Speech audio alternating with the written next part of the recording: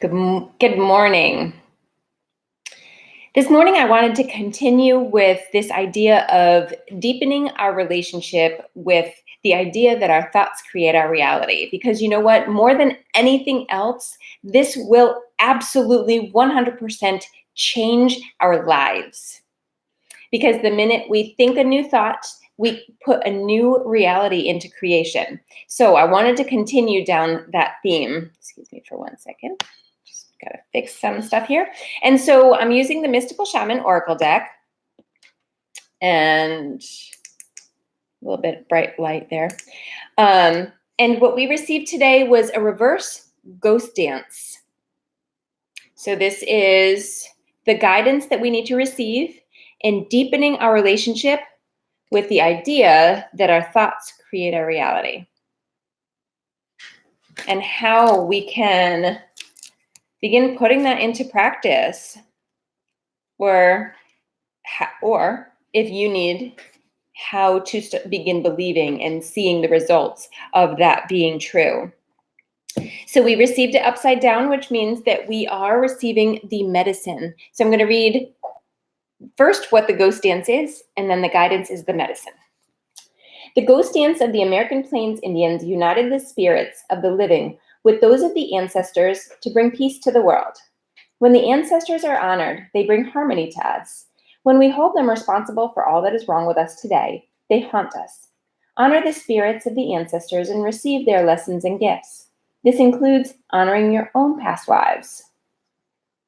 The medicine says, if you are trapped in a vicious cycle of nostalgia, mourning a lost youth or opportunities missed, it is time to make an altar for the ancestors. Collect a few photos, light some incense, offer sage, and open the windows of your house to release them to their destiny and to the wind. Be wary of being snared in a relationship with someone from a past lifetime, as the people we loved or hurt have a way of reappearing in our lives. There is no learning for you there anymore.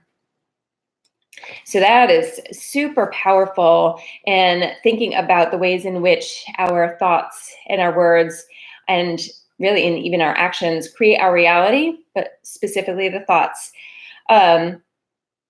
Because sometimes if we are caught in a pattern that is ancestral, if we're not aware of that pattern, then we can't change our thoughts around it because we don't even know we're having them in the first place. So the very first step is bringing to light what those thoughts are. So one of the practices that I use that's been incredibly helpful is to notice throughout the day when I feel like I want to shrink, like when I feel myself kind of, my shoulders start to hunch over and my voice gets a little bit more timid. I might want to just kind of turn away. And whenever I'm feeling like that, then I know that I'm in a place where the thoughts in my head are not serving me, and they are just very hurtful thoughts. So then I would become aware of what is it that I'm thinking in this moment? What are the words that I am telling myself right now?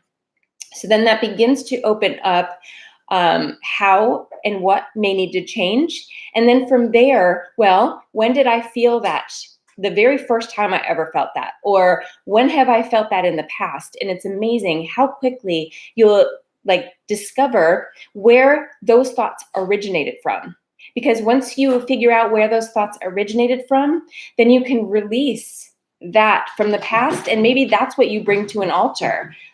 You bring those very particular people that created that thought to an altar, release them, let them go energetically if you need to, because sometimes it is our immediate family members, in which case we can't always just boot them.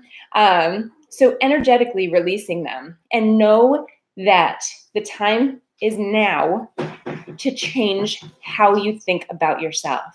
So take what the thought was and completely spin it to the reverse.